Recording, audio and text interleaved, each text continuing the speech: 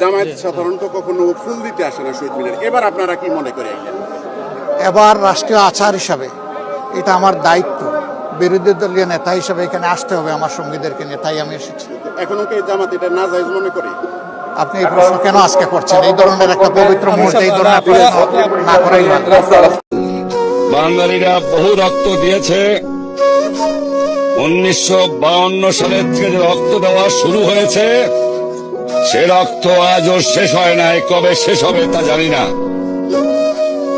আজ শহীদ দিবসে শপথ নিতে হবে, যে পর্যন্ত না 7 কোটি মানুষ তার অধিকার আদায় করতে না পারবে, সে পর্যন্ত বাংলার মা বোনেরা, বাংলার ভাইয়েরা আর শহীদ হবে না, গাজী হবে। যারা শহীদ হবেন তারা পথ দেখিয়ে যাবেন।